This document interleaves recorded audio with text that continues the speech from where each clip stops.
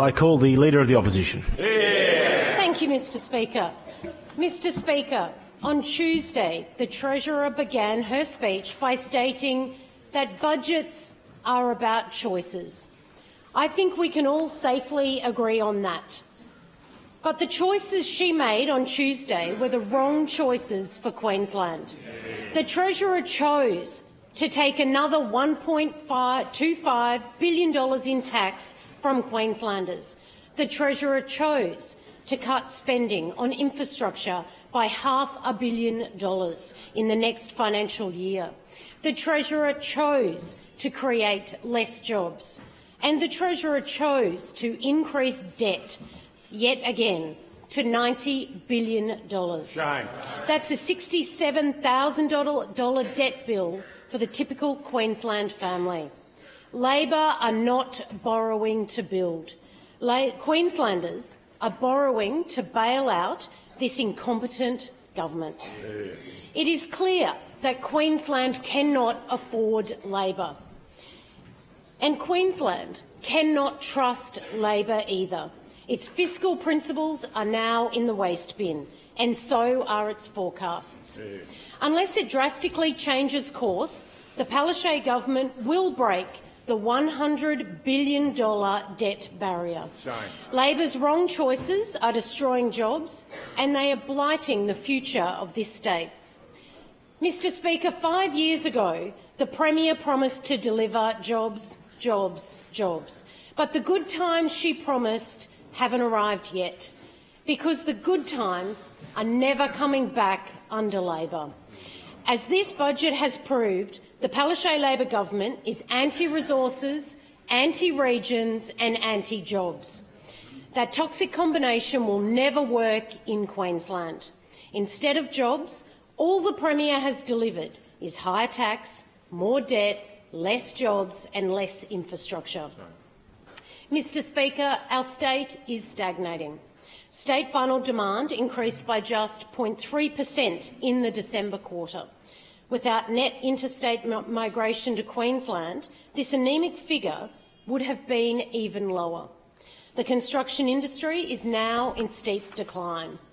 The number of homes being built in Queensland has fallen to its lowest level since August 2012.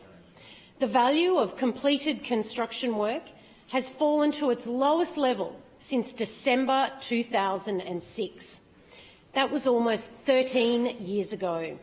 Investment has collapsed and so has confidence.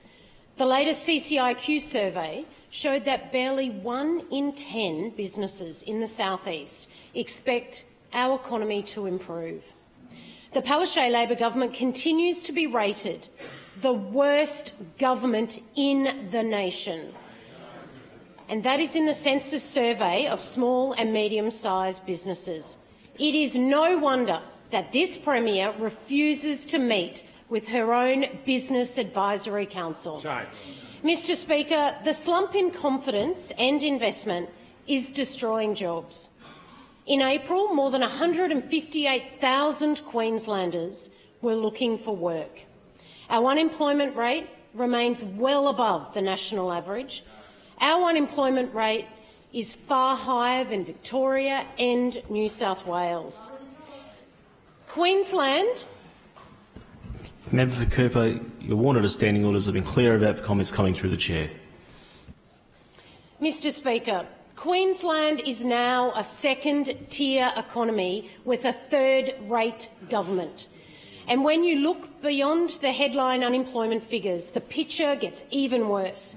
In Mount Isa and Western Queensland, the unemployment rate is at 14%. The number of people out of work in Western Queensland has surged by almost a fifth in the last year. In Townsville, more than 9,000 people are looking for a job. In Cairns and the Gold Coast, jobs are being lost as international airlines axe routes into Queensland. But unemployment is not just a problem in our regions. The job crisis is right on Brisbane's doorstep. In Caboolture, unemployment is at 9.4%. More than 11,000 people are out of work in the northern Moreton Bay area. In Logan, 13,200 people are unemployed. That total has surged from 11,500 just 1 year ago. These numbers don't tell the full story of this government's failure. Under Labor, the workforce has actually shrunk across much of Queensland. Townsville has lost 4,800 jobs since Labor came to power. In Mackay, employment is falling off a cliff. Some 9,600 jobs have been lost in the last year alone. Alarmingly, the government's own budget papers show a 26,000 drop in forecast job growth. These numbers speak for themselves, Mr Speaker. And let's remember that every number is a Queenslander who doesn't know where the next paycheck is coming from, a Queenslander who can't pay their bills, a Queenslander who can't provide for their children. Mr Speaker, how did we get to this point? Why is our state falling behind while the rest of the country is moving ahead? Well, the answer is simple. The Palaszczuk Labor government is anti-resources, anti-regions and anti-jobs. Labor is draining billions of dollars from our economy in new taxes. Labor's taxes are toxic for business. Labor's taxes are destroying jobs. After ramping up charges and introducing new taxes in its first term, the Palaszczuk Labor government came back for another tax raid on Queenslanders last year. The Treasurer's first budget inflicted new taxes worth $2.2 billion. The Treasurer's second budget picked up where she left off, with even more tax. Another $1.25 billion in new taxes. In just 2 budgets, Labor has ripped almost $3.5 billion out of our economy with 9 new or increased taxes. The LNG royalties hike will take $476 million. The first land tax hike took $540 million. The second land tax hike will take another $238 million. The third land tax hike will take another $311 million. The payroll tax hike will take $544 million. The betting tax will take $366 million. The property investors tax will take $132 million. The car tax, also known as the grey nomad campervan tax, will take $103 million. And the waste levy, the biggest tax of the lot, will take $1.3 billion. The waste levy will pay for a new incinerator in Ipswich, but it will smash small businesses everywhere in Queensland, be it fish and chip shops, garages, even hairdressers will be hit. But the biggest hit of all will come to our struggling construction sector. Master builders forecast the waste levy will add $1,500 to the cost of a new home. Logan City Council will charge builders an extra $100 for every time they take a trailer load to the waste dump. It's a tax. Labor's waste levy is nothing more than a tradie tax. It's a tax that will sting subbies on every worksite across Queensland. It's a tax on the tradies who build this state. Mr Speaker, I am glad that Labor has implemented the payroll tax relief policy that the LNP took to the last state election. 1,500 small businesses will pay no payroll tax as a result. But under Labor's budget, a further 6,000 larger businesses will be stung with higher payroll tax. Queensland businesses will be taxed more for giving people a job. Mr Speaker, Labor's tax grab will also slow the growth of our LNG industry, which has provided much-needed employment in regional Queensland. And Labor's latest land tax hike will be passed on to commercial tenants and then to Queenslanders. Everyone will feel the impact of Labor's giant tax take. there is no safe space for Queenslanders when it comes to Labor's taxes. And if these taxes weren't enough, other government charges are soaring too. The Palaszczuk Labor government has now hiked rego more than $48 since it came to power. Six-cylinder vehicles have been hit with a $76 rise. Queenslanders are being squeezed by higher taxes and hikes in the cost of living. Queenslanders can't afford Labor. Mr Speaker, how much more is Labor planning to take? Nowhere has ever taxed its way to prosperity. Taxes make life tougher for ordinary Queenslanders and they damage business. Anyone who has ever run a business knows this. And I know, because I know what I'm talking about, because I have run small businesses. I didn't spend my working life in the Labor Party. I earned my wages in the real world.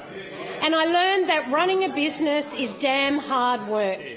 The people who run small and medium-sized businesses are not the top end of town. They are the backbone of our economy. And they are sick and tired of being undermined by Labor politicians, many of whom who have never had a proper job in their lives. If Labor ran businesses like they ran this state, Mr Speaker, they would have gone bust years ago. Mr Speaker, it's not just Labor's taxes that are holding back businesses, it's lack of demand. Under Labor, there are too many taxes and not enough contracts. We should be boosting job creation by investing in infrastructure. But Labor has slashed our infrastructure budget. More than $9 billion was slashed from infrastructure during the first term in the Palaszczuk Labor government. This underinvestment in infrastructure has continued in the government's second term. On Tuesday, the Treasurer boasted about a $49.5 billion infrastructure program. It's a big number. But let's have a look at the small print. It is less than the LNP was spending more than 5 years ago. It is less than Queensland's long-term average infrastructure spend. It's less than every other state is spending as a proportion of revenue. It is less than we need to get our regions firing. The truth is that the Palaszczuk Labor government has gutted infrastructure investment. The 2019 budget papers show infrastructure investment next year will be more than $500 million less than stated in the 2018 budget.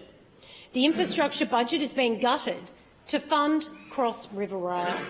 The regions and outer suburbs are being robbed to pay for Labor's flagship program in South Brisbane, just like they are being robbed to pay for a new theatre in South Brisbane, as well as a new school in South Brisbane, an upgraded stadium in South Brisbane. The South Brisbane building boom might be good news for the Treasurer, but it won't create jobs in Townsville or Toowoomba. Now, Mr Speaker, Labor would argue that higher taxes are delivering higher spending on health and education. But the truth is, Mr Speaker, our services are not improving. In fact, most services are getting worse. Commuters in the south-east have now endured 32 months of Labor's rail fail.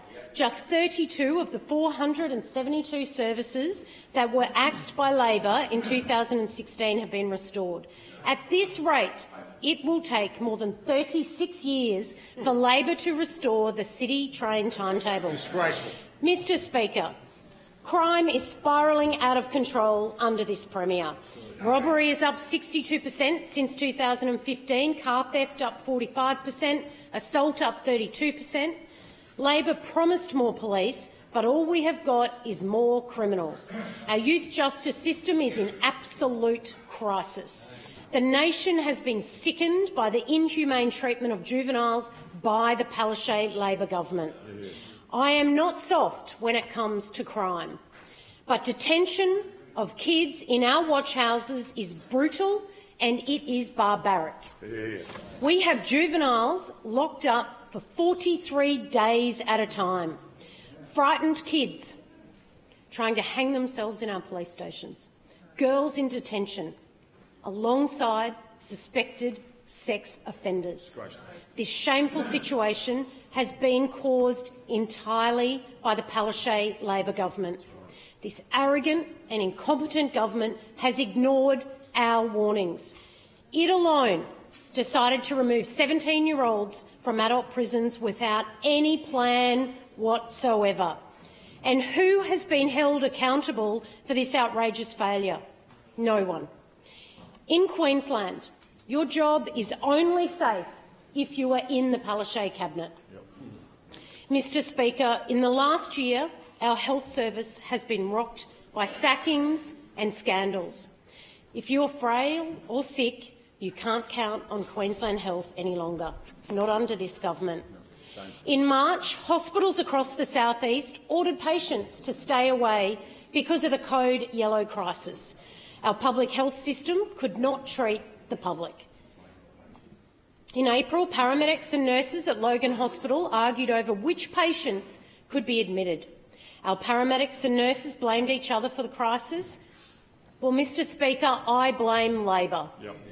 Queensland Health has been deteriorating ever since the Palaszczuk Labor government took office. Treatment times in our emergency departments have been increasing for years. In April, a staggering 60% of ED patients were not treated on time at the Gold Coast University Hospital. Ambulance ramping is back. 35% of ambulance patients arriving at Logan Hospital now spend at least 30 minutes stuck in their ambulance before being admitted. In the Gold Coast's biggest hospital, the number is 44%. In the bush, maternity unit closures are putting country mums and bubs in danger. Queensland is facing a health emergency. And what has been Labor's response? Sacking men like Dr Stephen Eyre, the hospital chief executive who dared defend a doctor. The Palaszczuk government doesn't have a clue how to fix our broken hospital system. The only things that get fixed under this government are polls, like the dodgy poll that was used to rename Lady Salento Children's Hospital. Every day in Queensland, our doctors and our nurses go to work to save lives and treat the sick. But our health minister goes to work to insult the memory of one of our greatest medical pioneers. Shame. Could he be any more out of touch? This arrogant and incompetent government has the wrong priorities for this state. Mr Speaker, unfortunately, this government's incompetence does not come cheap. It costs a lot of money to be this bad at running Queensland. Labor's debt is now on course to hit $90 billion. Debt is soaring far beyond the projection made just 1 year ago. Alarmingly, the Palaszczuk Labor government no longer even pretends it has a plan to control this enormous debt. The Treasurer's attitude is, to debt, don't worry, she'll be right. Well, I don't believe this is a she'll be right situation. No. Labor is increasing taxes and increasing debt year after year after year. Queenslanders can't afford Labor. When Labor run out of money, they come after yours.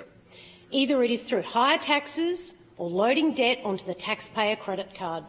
This reckless and irresponsible approach has to end. A future LNP government will stop Labor's waste and treat taxpayers' money with respect. The LNP will stabilise Labor's debt and then begin repaying it, with the target of regaining the state's AAA credit rating. We will achieve this without asset sales and without forced redundancies in the public service. The LNP will maintain a fiscal principle that over the economic cycle we will have a fiscal balance. That is, we will not spend more than we receive. That's novel. We will report against this fiscal principle in every budget. It will take time. Members to my right.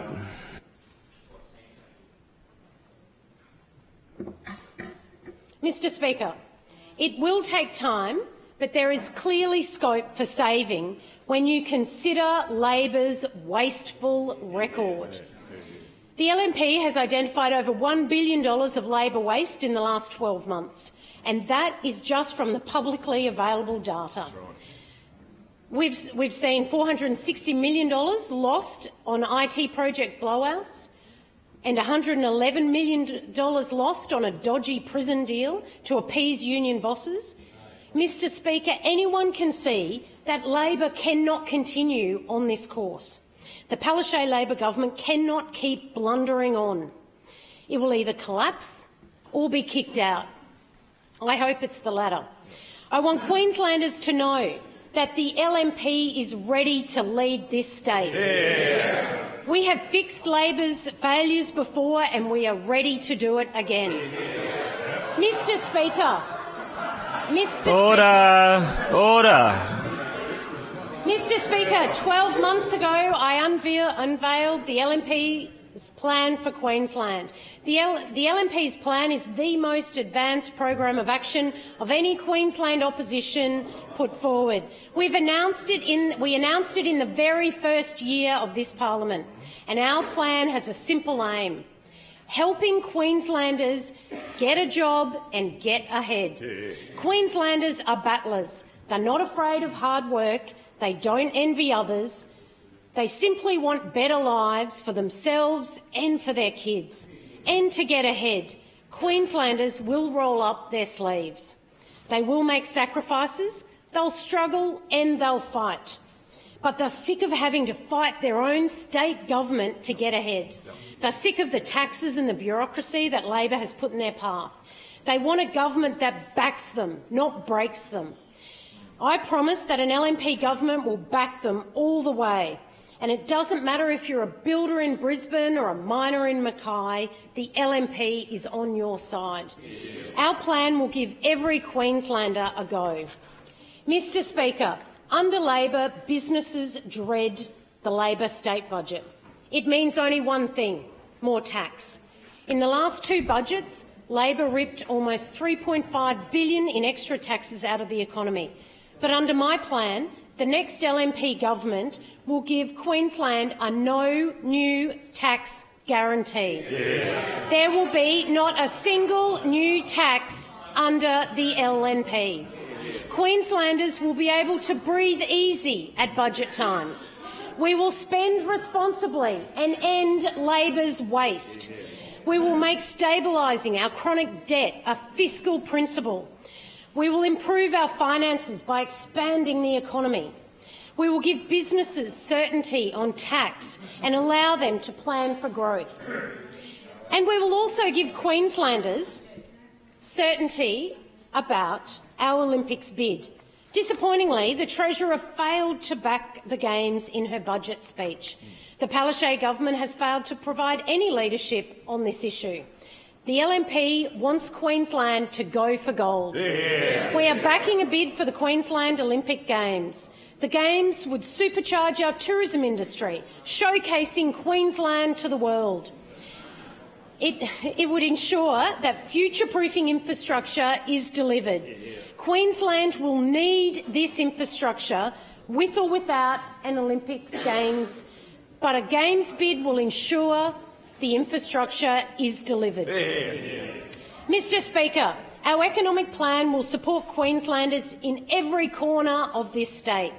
The high price of electricity is one of the biggest complaints I hear from Queenslanders, especially in the regions. The Palaszczuk Labor government treats regional Queenslanders like second-class citizens. While consumers in the south-east have benefited from more competition between energy retailers, regional consumers are stuck with Ergon's rip-off rates.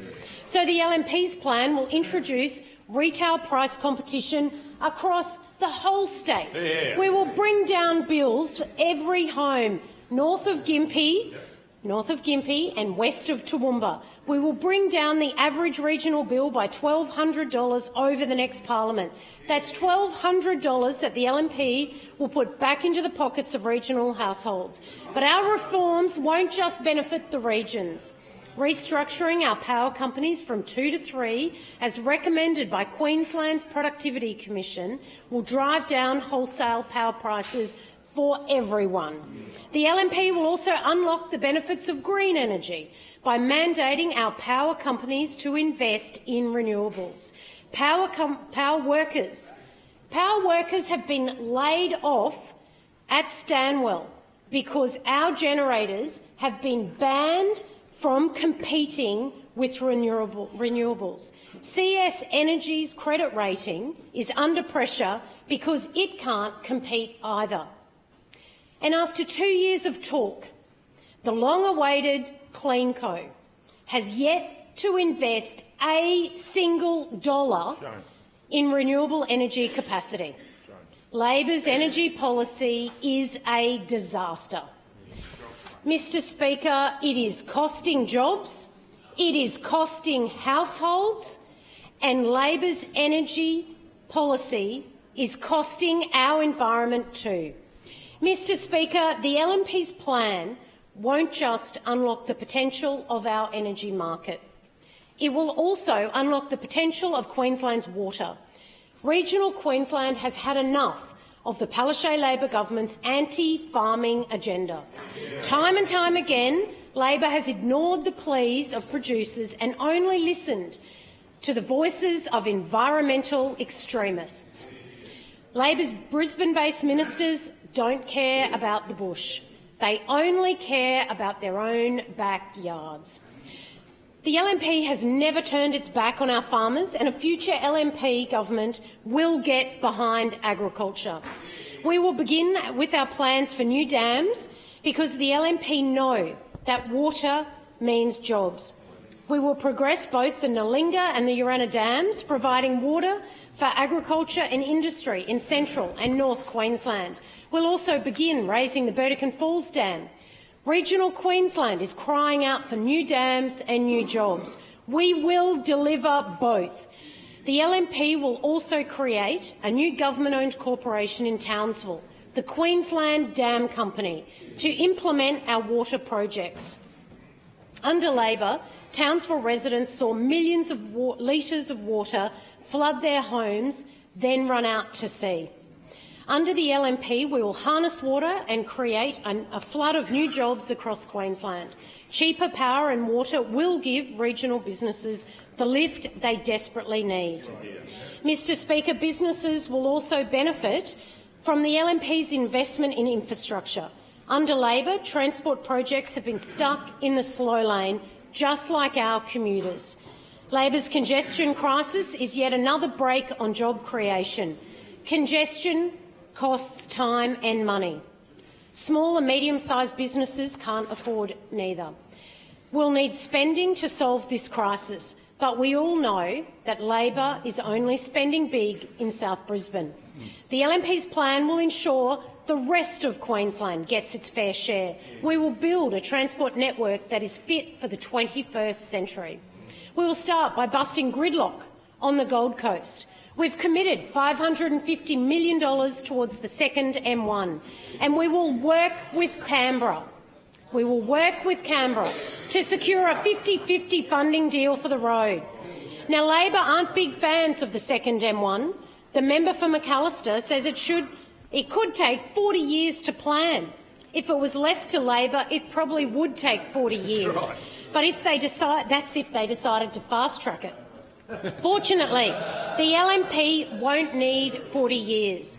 We will build the second M1 just like we built the first M1. Yeah. The LNP will also stop the petty political bickering with Canberra that the Palaszczuk Labor government has practiced since day one. Yep. Queenslanders are fed up with Labor's never-ending blame game. Yep.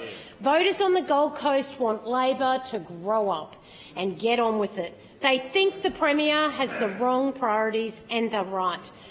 Now, the Premier rolls out the red carpet for Dora the Explorer.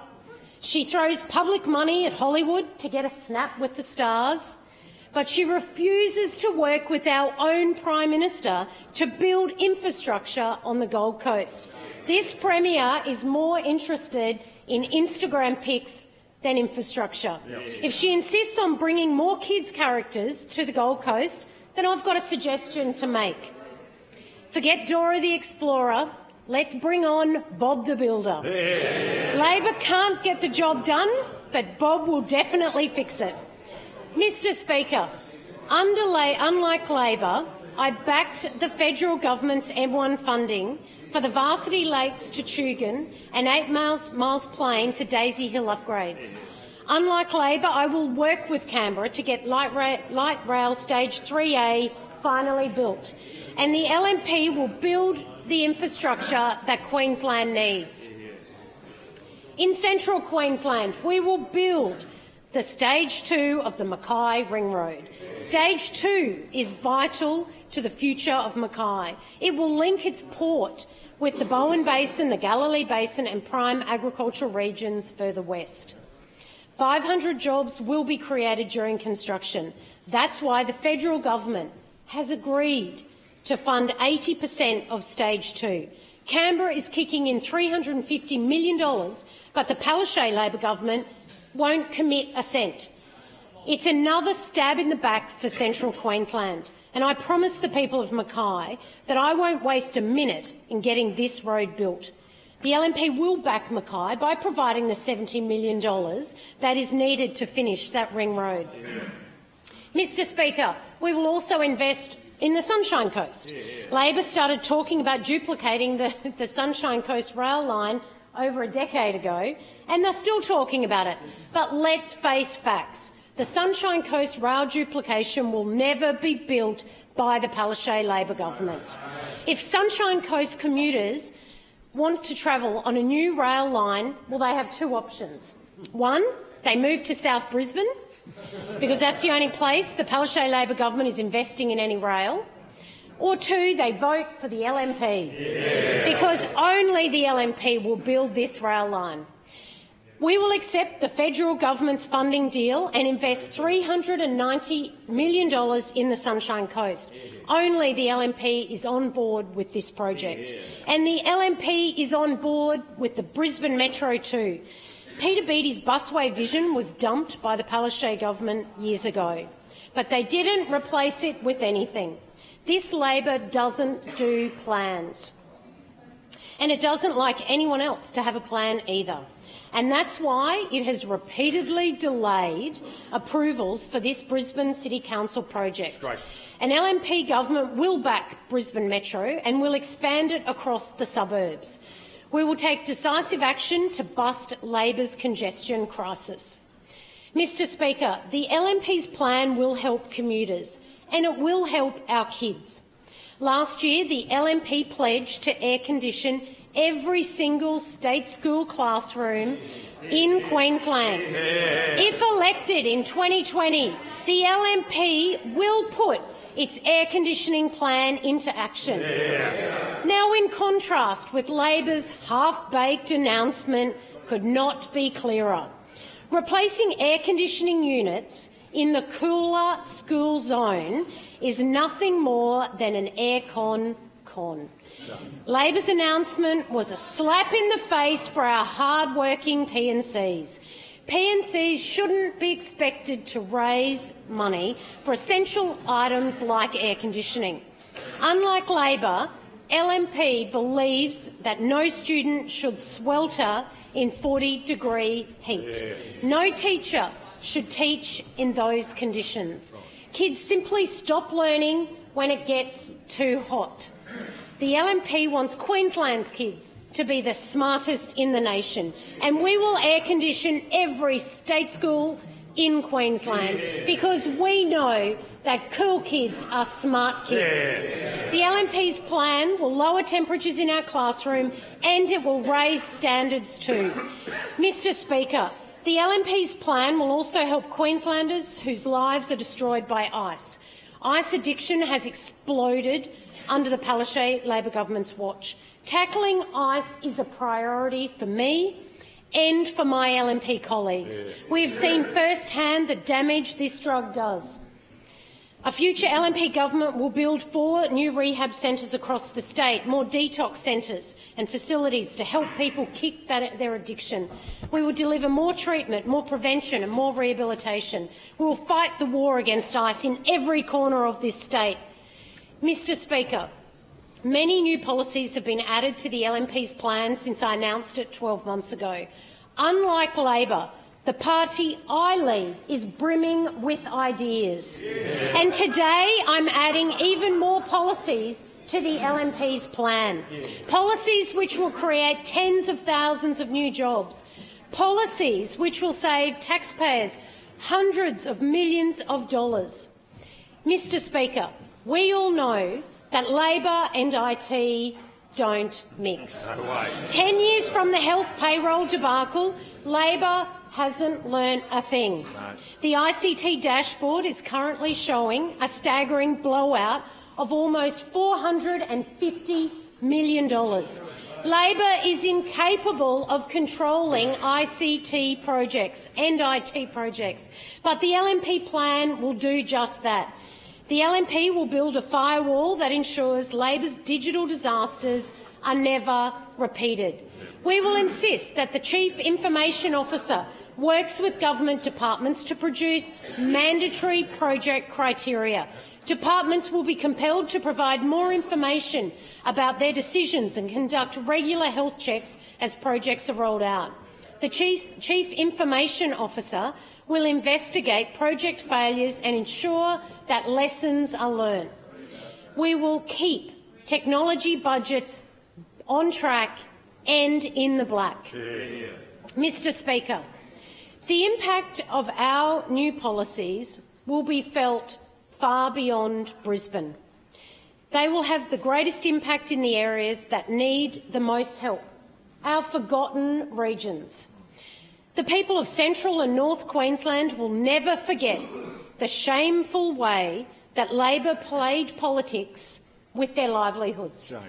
Today's Labor Party does not care about workers. No. It doesn't represent them and it doesn't share their values. The Labor Party may have been born in West Queensland, but today its roots are firmly in West End. Yep. The line between the Greens and Labor is now just a blur. The Premier can pull on her hard hat as often as she likes, but Queenslanders know that Labor is anti-resources, anti-jobs and anti-regions. Unlike Labor, Mr Speaker, I value the resources industry. Yeah. Queensland is a resources state, and it's time we acted like one. So a future LNP government will implement measures to support resources and generate new jobs in the regions. We will begin by giving the sector the certainty it so desperately needs. We will give the industry a 10-year royalty guarantee, ensuring that businesses can invest safely in Queensland.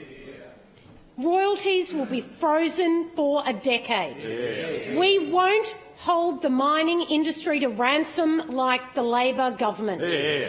There are $50 billion worth of projects in the pipeline for the Galilee Basin, projects which will create 15,000 new jobs, but they will not get off the ground until the industry regains its confidence in Queensland.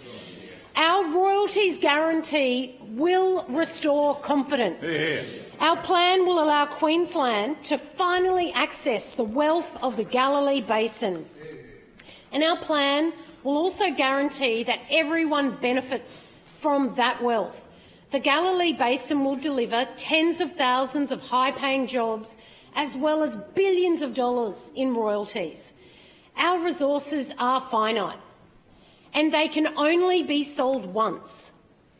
We won't squander the state's royalties like the Palaszczuk Labor government has. Every cent from the Galilee Basin will go towards building a better Queensland. Every cent of the Galilee Basin's royalties will go into the new Queensland Infrastructure Fund. This fund will be used exclusively to pay for schools, hospitals, roads and bridges right across Queensland. We will ensure that the regions do get their rightful share. But regional Queenslanders don't want handouts. They just want their fair share of the wealth they create, and the LNP will give it to them. We will build new infrastructure that benefits Queenslanders of today and for generations to come. Mr Speaker, Queensland is blessed with natural resources, but our resources industry has been abused and exploited by the Palaszczuk Labor government. In particular, the project approvals process has been completely politicised. Anti-mining activists whose wages are funded from coal royalties have been welcomed into 1 William Street. Labor claims the approvals process is unbiased and independent. Mr Speaker, no one believes a word of that. No. Labor have moved the goalposts on these approvals projects. If we are to create more resources jobs, we must restore confidence in the system. The approvals process must not be stacked against the resources sector. Each delay destroys jobs. The process should be fair and transparent, with a clear line of sight for the first dollar invested to the first dollar earned. The last LNP government halved the time taken for environmental approvals by introducing targets and timelines for actions. This work was undone by the Palaszczuk Labor government, but a future LNP government will restore key performance indicators for environmental approvals. These will be published, tracked and reported. There will be a clear line of sight from the first dollar invested in a project to the first dollar it returns. KPIs will also be applied to the granting of exploration, tenure and production leases. The framework will respect our environment, but it will also respect the needs of industry. Not every company has Adani's staying power. Resource projects need certainty to get off the ground, and the LNP will provide certainty. We will send out the message that Queensland is open for business once again. However, Mr Speaker, that message won't be an easy sell. Not after the Palaszczuk Labor government has spent years trashing our reputation on the world stage. We will need to spread the message ourselves. That is why the LNP will reinstate the position of the Queensland Resources Investment Commissioner. This role was designed to attract resources investment to Queensland, but it had one major flaw. Investors won't waste their time working with a Labor government that is anti-resources, anti-regions and anti-jobs. Now, the last commissioner was put in an impossible position. The commissioner's days were numbered as soon as she admitted that the approvals process for Adani was an absolute mess. Not for the first time, the Palaszczuk Labor government, a Palaszczuk Labor government employee found their job was terminated because they had told the truth. Mr Speaker, under an LNP government, our Resources Investment Commissioner will be encouraged to tell the truth. They will be encouraged to tell the world that the LNP backs the resources industry 100%. Our Commissioner will be told to bring jobs to Queensland because jobs will be our priority. Mr Speaker, more than 9,000 people are out of work in the Townsville region. At the Port of Townsville, throughput has halved in the last 7 years. Now, times are tough in Townsville, even though the city is the gateway to some of the richest mineral deposits on earth. So a future LNP government will take the shackles off the Northwest Minerals Province. Labor's budget announcement on Tuesday failed to address all the challenges faced by the Northwest Minerals Province. Electricity costs and exploration funding are holding the province back. Transport is a challenge, but the province also needs cheaper electricity and more exploration. Labor have failed to listen, but the LNP will act. Our plan will commit $8 million to minerals exploration in the Northwest. We will help Queensland to capitalise on the growing demand for batteries and solar farms. The LNP will also cut the crippling electricity costs faced by the minerals sector. An energy audit will examine how we can bring down bills for that industry. The options include lowering the regional reference price, as well as increasing generation in the northwest, boosting supply with solar, gas, coal, hydro will reduce transmission losses, meaning cheaper electricity and more jobs. We will supercharge the northwest economy and drive minerals wealth and jobs all the way from Mount Isa to Townsville. Mr Speaker, manufacturing must be front and centre of our economic future. The federal government is pumping billions into defence, manufacturing in Ipswich, but other centres need support too. Under Labor, thousands of manufacturing jobs have been destroyed in Brisbane, Townsville, Toowoomba, Mackay and Cairns. A future LNP government will stand up for manufacturing. We will create a $20 million fund to back heavy engineering and manufacturing in this state. Unlike Labor, we won't write cheques for Scottish breweries. We will use Queensland money to help Queensland firms develop new markets in Australia and overseas. We will give manufacturers the support they need to succeed. Mr Speaker, business leaders and their employees all want to get on and get ahead, but they can only succeed if their state government has the same priorities. Unfortunately, the Palaszczuk Labor government's priorities are all wrong. Just look at the collapse in training under Labor. Youth unemployment is shamefully high at 12.6%, yet there are now 11,000 fewer Queenslanders in training compared to 2015. The number of Queenslanders competing apprentice and traineeships has plummeted by almost 40%. So much for the smart state. The do-nothing Palaszczuk Labor government is throwing away the potential of our young Queenslanders. It is crushing their careers before they have even begun. And this collapse in trading is holding back our key industries.